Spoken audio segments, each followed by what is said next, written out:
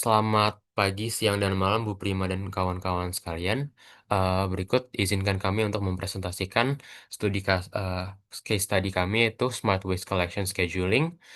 Perkenalkan, saya Nayaka dari Teknik Biomedik 2024.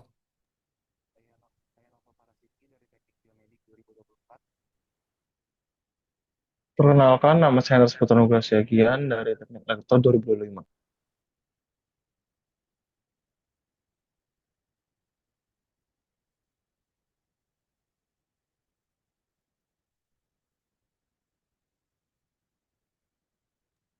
Perkenalkan nama saya Gisel Nambarwati dari Teknik Elektro 2005. Oke, langsung aja kita mulai ke case study kita yaitu adalah Smart Waste Collection Scheduling di mana backgroundnya itu adalah di mana permasalahan truk dengan rute dan schedule mereka dalam pengambilan sampah di mana itu nggak intinya kurang maksimal di mana masih ada sisa-sisa sampah yang tidak terambil. Nah, goalnya itu tuh membuat sistem di mana itu bisa ngedeterminasi paling optimasi biar semuanya dapat gitu gimana itu bisa dari ada optimasi bin levelsnya di mana binnya ada tunjuk ada berapa persen, terus juga ada truck capacity-nya dan juga ada distance dan route optimization dan juga time constraints and fuel efficiency.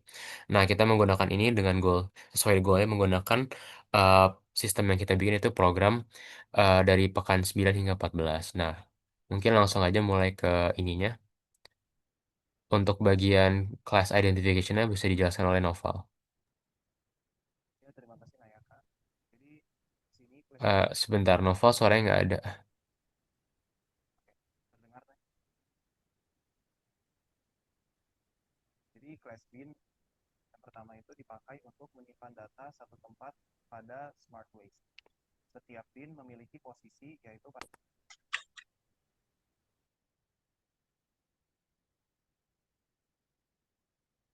Silakan, Val.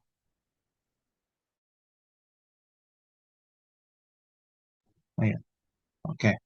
Jadi class identification ini ada dua bagian. Yang pertama ada class bin, yang dimana class bin ini digunakan untuk menyimpan data satu tempat pada Smart Waste. Setiap bin memiliki posisi yaitu X dan Y, fill level, dan juga capacity. Dari fill level ini, kami akan menghitung berapa liter sampah yang harus dikumpulkan. Objek bin ini sangat penting karena truk memilih rute berdasarkan lokasi dan volume sampah di setiap bin. Yang kedua ada class truck. Jadi class truck ini akan menyimpan semua informasi penting mengenai truk, mulai dari kapasitas, bahan bakar, jarak dan waktu yang dibutuhkan, hingga rute yang dijalankan. Salah satu variabelnya adalah variabel remaining, di mana variabel ini akan berkurang setelah truk mengambil sampah dari sebuah bin. Truk juga akan mencatat jarak total perjalanan dan waktu yang dibutuhkan. Karena setiap truk memiliki data unik, menggunakan objek OOP membuat pengelolaan jadi lebih rapi dan sederhana. Bisa dilanjut. Selanjutnya itu ada function, kita memakai function. Yang pertama itu Euclidean distance, itu untuk menghitung jarak antara sampah satu dengan sampah dua.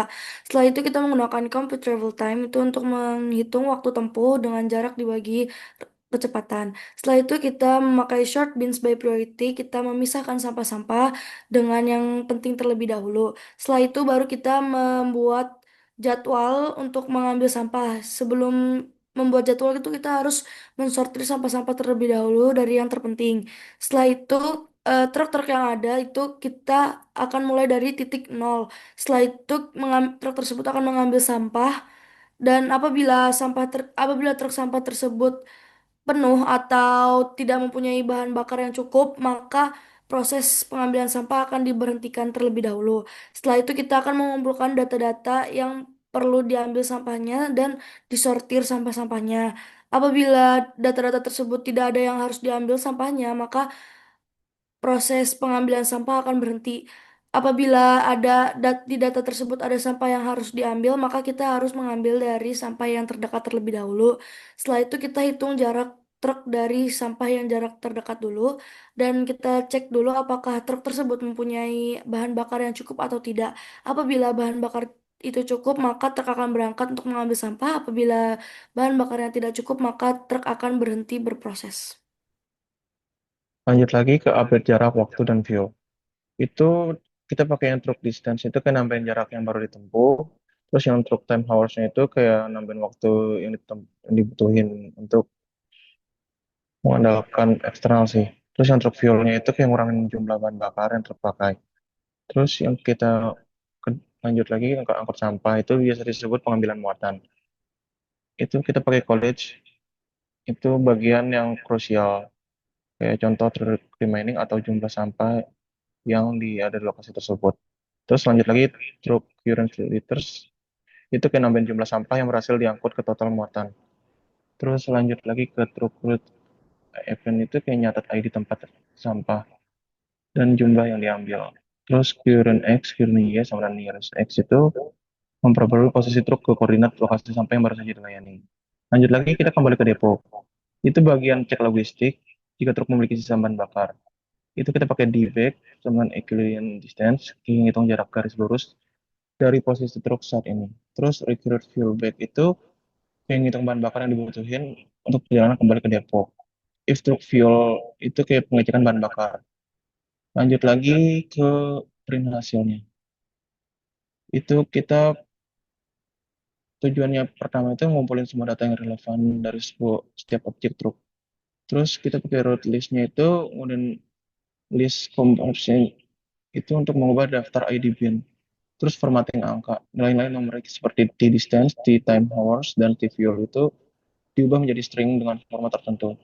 Terus kita lanjut lagi ke mencetak perlintasan truknya itu kayak enum- enumerate itu kayak fungsi ini mengulang setiap hasil truk. Lanjut lagi ke output. Bagian ini masalah laporan rinci. Terus lanjut lagi fungsi print resource-nya itu adalah komponen kunci yang mengubah simulasi matematis menjadi informasi bisnis yang dapat digunakan untuk menilai kinerja armada dan efisiensi rute. Oke, kita ke main program sekarang di mana itu buat output dari depannya. Pertama itu kita langsung print dulu Smart Waste Collection Schedule sesuai dengan judulnya. Itu langsung ke masukin berapa binnya. Ini aku nggak naruhin limit di mana pertama itu masukin aja integralnya inputnya how many bins. Nah, bins itu tidak ada limit. Nah, untuk range-nya itu ada in range di mana itu kan nge-print enter data for bin itu i tambah satu di mana tadi aku bilang akan ada limitnya. Terus ada apa namanya bin ID-nya itu input bin ID. Terus ada posisinya ada X sama Y, terus ada fill, itu fill untuk jumlah persentasenya itu 100%. Itu disesuaikan sama yang di awal tadi di kelas itu ada per liternya. Nah, terus habis itu ada bins append untuk ngurutin bin ID, X, Y sama fill-nya. Ini berlaku sama juga kepada truknya di mana ada print enter jumlah truknya ada berapa, di mana itu tidak ada limitnya. Terus juga ada ID truknya sama itu cuma 1 2 3 nya doang. Terus ada kapasitas dari truknya bisa berapa. Sama itu integral, terus ada flow dari fuelnya. Itu ada initial fuelnya berapa, di mana itu akan berkurang. Terus juga sama kita append lagi untuk ngurutin dari truck ID, capsule sama fuelnya. Terus habis itu ada truck schedule collection sama pin apa namanya itu sesuai dengan urutan bin sama ininya dan itu ada print resultsnya di mana tuh kan ke track sama bins. Nah, bisa langsung ke play aja programnya, Agis. Nah, misalkan Hamid binsnya ada tiga, misalkan. Ini tadi ID-nya satu, misalkan 5 km 5 km. Terus misalkan ini 15. Terus ini dua, misalkan ini jadi 10 10 gitu ya. Terus ini ada 20. Sama lagi terakhir, misalkan 8 8. Terus dia ini juga 20. Kalau truk biasanya kan misalkan dari satu perusahaan samain semua, truknya misalnya ada dua, ID-nya satu, terus misalkan 50 20 capacity 50 fuelnya ada 20. Terus samain juga datanya. Terus tinggal di enter. Nah, itu udah kelihatan tuh truknya, posisinya dia misalkan ke 1 3 2 sesuai dengan efisiensinya mana yang paling dekat. Ini kan pakai greedy. Terus habis itu kelihatan itu ada berapa distance-nya, total hour, sama ada fuel left, sama ada remaining. Ini kapasitasnya sama-sama nol. Terus kalau yang dua itu masih di 45. Tapi itu bisa dilihat di bin paling bawah tuh apa namanya udah habis. Nah, mungkin itu saja dari program kami. Mohon maaf bila ada kesalahan. Eh, Sebelumnya terima kasih.